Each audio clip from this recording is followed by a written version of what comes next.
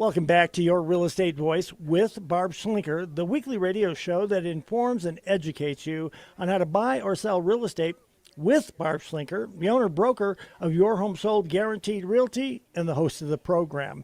Now, Barb, most people assume that real estate agents are trained to negotiate their client's biggest purchase, their home. What is the real truth about the common negotiating mistakes, and how can our listeners avoid them? Well, Richard, there's not a lot of training in the industry on negotiating. A lot of them are kind of messengers, and they don't understand. They don't. I just had a meeting this morning about some agent that really didn't know how to position her buyer to get the house up against competition. She just made some dumb assumptions, and then when they didn't get the house, they're not happy. So the number one mistake I would say for home sellers when it comes to negotiating is overpricing. If you overprice, the thing is there's this really magic window, which is basically in the first 10 to 30 days that the home is on the market, that if you don't have it priced right in that time frame, buyers are going to move on and they're not coming back to it. It's all about the online presentation. So it's really the best way to be in the best negotiating commission is to price it, is to price it realistically. Another common mistake I see sellers make when it comes to establishing price is basically going by what those automated valuations say, like Zillow's estimate or Realtor.com or their credit card statements or whatever it is. And Zillow bases their opinion on value on homes that have not sold, which doesn't make sense to me. It's like, well, they know about the sales and they can see the MLS change and the price range, but they don't factor that in. They also don't know some of the things that they should know about the house, like if it has views, if it's in a special school district, what are the improvements? They don't have a lot of detail on that on their estimates. And half the time, the square footage in the bedrooms and baths are wrong on those systems anyway. Another mistake that sellers make is relying on the price of a neighbor's home. So a neighbor's home could be different. I met with the seller yesterday, and the other homes that sold were much more updated than his. His was a 90s time warp and theirs was not, right? So it's a different price for that. You can't always put a number on just pure square footage. It's the whole package that gets the buyer to make the offer. And the real opinion of value is what a buyer is willing to pay. Okay. And a lot of buyers, we look at similar sales because most buyers have to get a loan and they have to have this third-party licensed appraiser give an opinion of value and substantiate that the price that they're paying is matches what the market is showing right now. That's why we look at similar sales. So it's quite a project to figure out what a home's value is out of the gate. Another huge mistake that sellers make is they overprice their home. Pricing is a piece of marketing. It's a huge factor.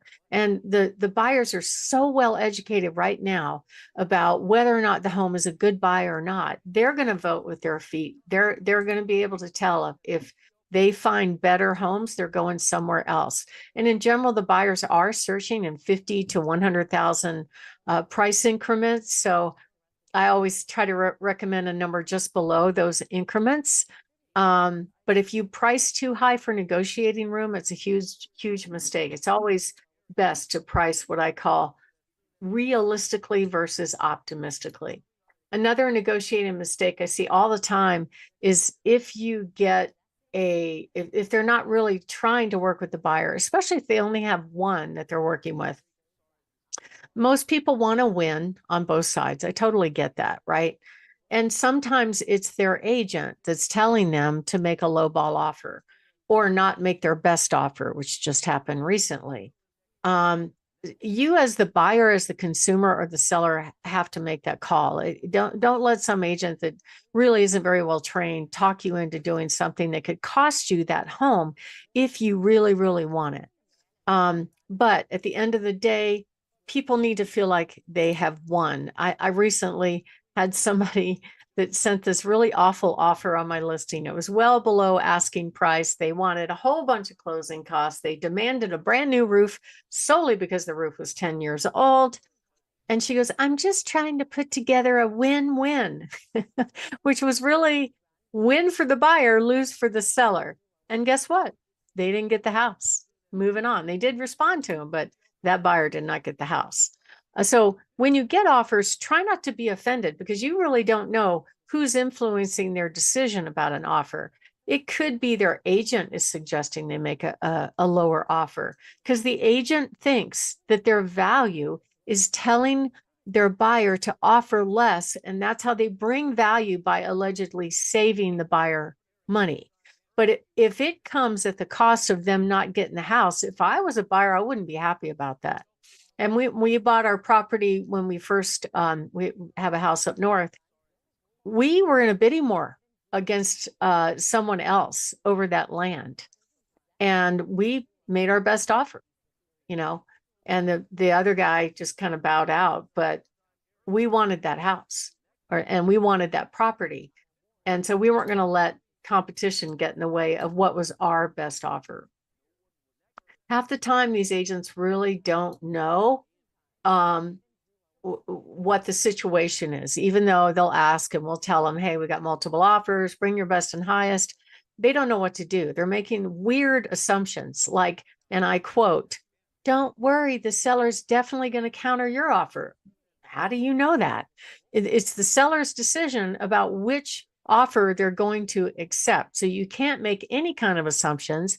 You just, as the buyer, have to throw your best hat in the ring when you're up against competition like that.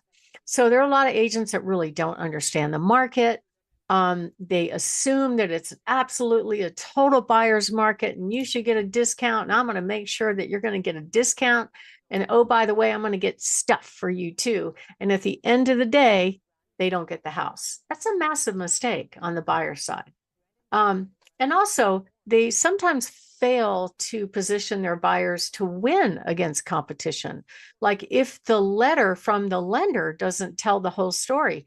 I had 3 offers on one property once, and the lender letter indicated that it was just a phone conversation. They hadn't verified the documents from the buyer. It wasn't approved through underwriting. And they had just stuck their toe in. Basically, they have an okay credit score is all they found out. But the truth was they were a pretty solid buyer, but the lender letter didn't say that. So I blame the listing agents for not being on top of that. I don't think they really pay attention to that stuff that much. I had one lender letter where the buyer had to sell a home to buy, but it wasn't in the lender letter. Now, I do my due diligence. I called the lender because the seller was very interested in that buyer and said, hey, just checking, have you done all these things to prepare the buyer? Oh yeah, everything's good. But they have a house to sell, but I'm pretty sure it's already sold. And I'm like, oh, really? Because the offer didn't say that. What is the address? So I type, I look it up. And you know what? It was on the market. It hadn't sold. And the agent failed to tell us that for the buyer to be able to buy that property, had a house to sell. That's a huge thing to leave out. And so they didn't get the house, unfortunately. So you really want to make sure that you respond negotiating based on what's going on in the market. If you only have one offer, you got to try to put things together if you can, if you like that offer. When the seller has more than one offer, they're kind of in the catbird seat, right? They can pick the best buyer. And if the home is priced right and you get multiple offers, that's the most fun. It's the best situation if you're a home seller. Now, we do this all the time. If you'd like to find out what your home will sell for in this market and give you tips on what to do to get your house ready for sale and how much you'll put in your pocket when it sells, give us a call at 719-301-3900 or go to barbhasthebuyers.com. Richard? You're listening to Your Real Estate Voice with Barb Schlinker of Your Home Sold Guaranteed Realty. You can reach her at 719-301-3900. So, Barb, what are some other things that a home seller can do to improve those negotiations? Well, another thing that comes up is home inspection items. So Everybody assumes their home's in great shape. Some people know if they have problems. A lot of people never check the sewer line if it doesn't back up. I would highly recommend you do that. 2018 was when we first started seeing inspectors go in and check sewer lines. Now, the inspectors are not plumbers. If it makes you feel any better, they got an online certification. And so they were doing things like not properly reseated. They would pull toilets without permission and not properly reseat them. They were causing leaks. They were going through toilets and through tubs, causing scratches. I've had them drop seals down the sewer line. So I had to put a stop to that and just say, all right, this is the way we're going to do it. If you want to check the sewer line, first of all, bring a plumber to do it. But if not, I'll ask the seller to do it in advance, because the more time you have to negotiate any big ticket repairs that you're going to have to face, which the most common things are sewer, roof, furnace, broken plumbing, a little bit of electrical. So all those things come into play. And if you know in advance and you're expecting those issues and you can get a bid, you're prepared for negotiations. So that's always a good thing to do. And then we offer something called a certified pre-owned home program. That way you have advanced information and you don't have to negotiate the deal lower when these things come up. So if you are thinking of making a move, give us a call, 719-301-3900. Don't let agents out there tell you your house is worth way more than it is just to get the listing. There's a whole bunch of agents that will do what I call buy your listing and go, oh yeah, I think it'll sell for $1 million. Then you put it on the market and it sits there and sits there. That's the market saying, no, it's not worth that much. You don't want that to go on too long. Otherwise, it's really going to hurt you in the long run. So we do this all the time. Give us a call, 719-301-3900, or go to barbhasthebuyers.com. Richard? You're listening to Your Real Estate Voice with Barb Schlinker of Your Home Sold Guaranteed Realty. Barb, you've got some hot new listings this week. Share them with us. Tell us about them. I do. I have a lovely home down in Monte Vista, Colorado, priced in the mid twos. Also, a lovely townhome in Autumn Heights. This is the southwest part of town. Great location, actually. Beautiful neighborhood. Priced at $274,900. Our hottest property is 6815 Meadowwood Place. Big home, 2,700 square feet. Fresh flooring, fresh carpet. School District 20, priced at $399,900. I think we're going to have a dog pile on that one. We also have a patio home coming up that they're just getting ready to lower the price to $450,000 on Quartzsite Place. Beautiful patio home. I mean, stunning, 2,800 square feet. Gorgeous views in pristine condition. Gorgeous property on Cascading Spring Circle in Peyton. This lovely home in the low fives is the perfect downsizer home. Everything on the main level, move-in ready and absolutely stunning. Also, we have a great home on North Mead, priced at $335,000. And this lovely home is a perfect starter home in a great location. Beautiful home on Gold King Road in Pueblo at $379,900. And we have lots more, including one on Warriors Path. And we also have one on Judge Orr Road, which is really like a massive custom ranch home with an auxiliary dwelling unit with 80 acres, with 2 barns. I mean, it's just amazing. Gorgeous home on County Road 421 in Florissant, priced at $2.15 million, 35 acres, fabulous barn that'll fit over 8 cars. Plus it has its own apartment inside the barn. Perfect property for somebody that wants to get away and likes enjoying views on all of the mountain ranges in Colorado. Give us a call, 719-301-3900 to find out about our properties, or go to barbhasthebuyers.com and click on featured homes. Richard?